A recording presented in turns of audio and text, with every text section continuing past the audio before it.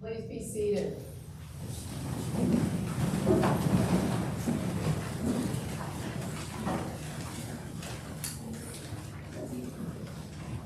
For it is not so among you, but whoever wishes to become great among you must be your servant, and whoever wishes to be first among you must be slave of all. For the Son of Man came not to be served, but to serve, and to give his life a ransom for many.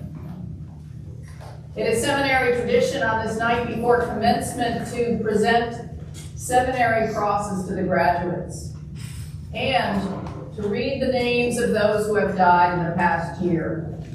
Alumni, friends of the seminary, family members of our students, faculty, and staff.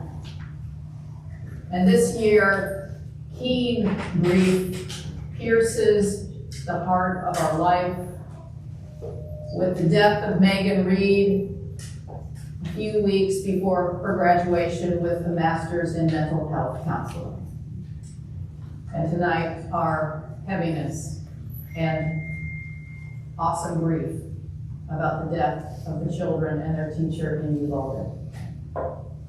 In these chapel walls, we hold together sorrow and joy, loss and celebration at a poignant and potent time of transition. Every year, we read this passage from the Gospel of Mark, the low point for James and John, the class valedictorians, who, having heard Jesus preach the kingdom of God is at hand, infamously asked Jesus for jobs in the new administration. Grant us to sit one at your right hand and one at your left in your glory. It's against the backdrop of this stupendous misunderstanding that we seek to penetrate the mystery concealed in Jesus' response to their request and to receive the good news revealed in the Gospel of Mark. In the liturgy class that I got to teach this spring to the seniors and DAS students, I got to reiterate again and again what I know in my bones and that what I learned from my friend Ellen Aitken, an expert in the Passion narratives. The unity of baptism, burial, Eucharist, Good Friday, and Easter. If you drink Jesus' cup and get baptized with his baptism, that means swallowing a very bitter cup and enduring acute pain. When we in the church celebrate baptism and Eucharist, we are retelling the story of Jesus' death and his rising from the dead. We are retelling it and reliving it, re-dying it and reliving it. We are baptized into his death so that we might walk in newness of life. Frank Bruni, the New York Times journalist, woke up one morning having had a stroke that damaged his optic nerve. He tells the story in his recent memoir, The Beauty of Dusk. Bruni doesn't write as a Christian or use Christian categories, but his reflections on the education he received from his uninvited suffering remind me of the Gospel of Mark. Humble, realistic, paradoxical, hopeful. He writes, I said that my story is one of loss and gain.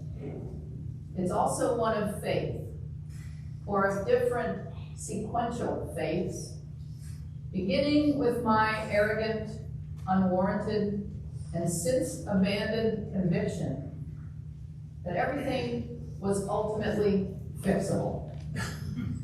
That humans of my place and time had devised ways to transcend maladies and petty indignities in a way that less invincible humans of less fortunate eras had not. Bruni faces limitation and loss, and he doesn't like it a bit. He's afraid At first, he's full of adrenaline-fueled mania as he enters medical trials. Then he's angry, and he's full of self-pity.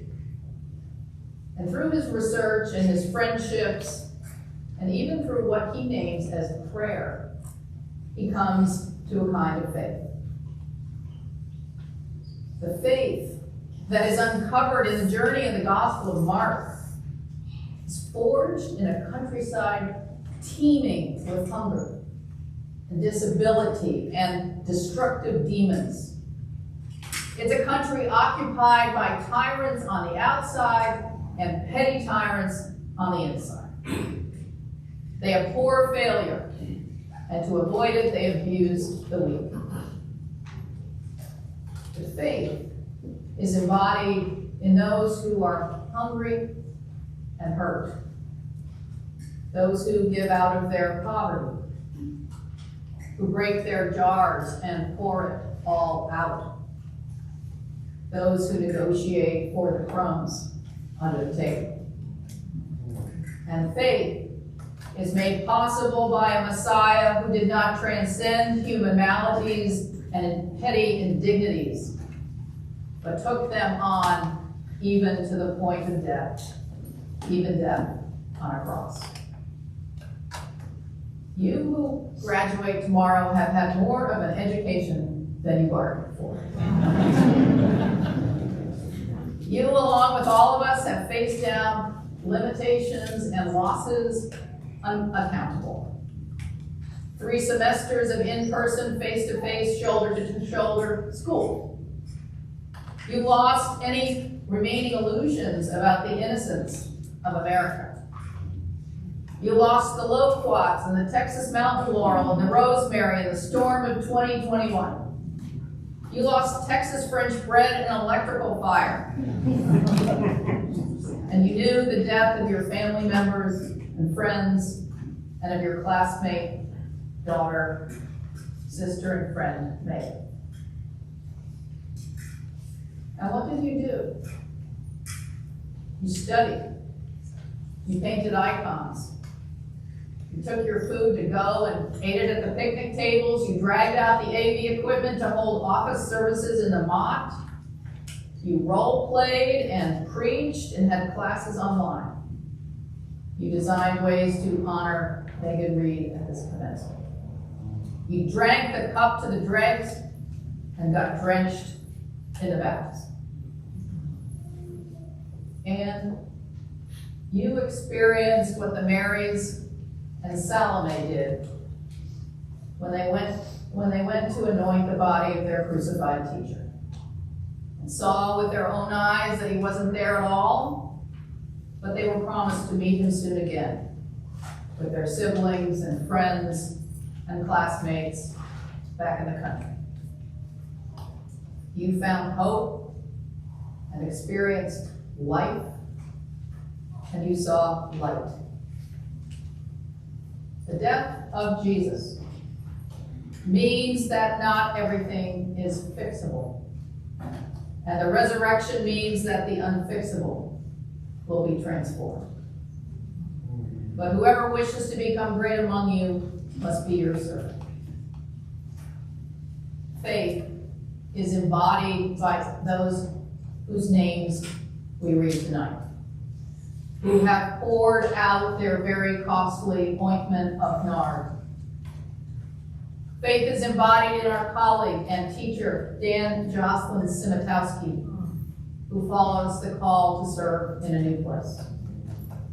Faith is embodied by each of you who are sent out tomorrow for your vocations of ministry, healing, and service.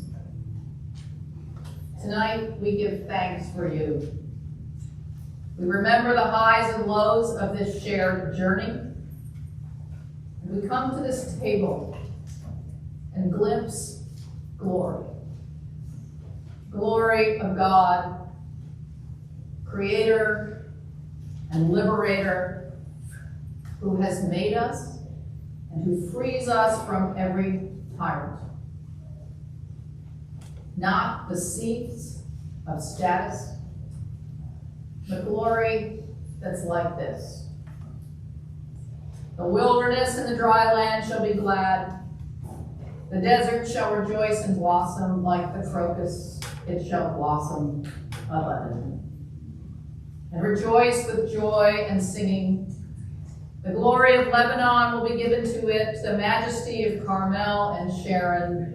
They shall see the glory of the Lord, the majesty of our God. Amen. Amen.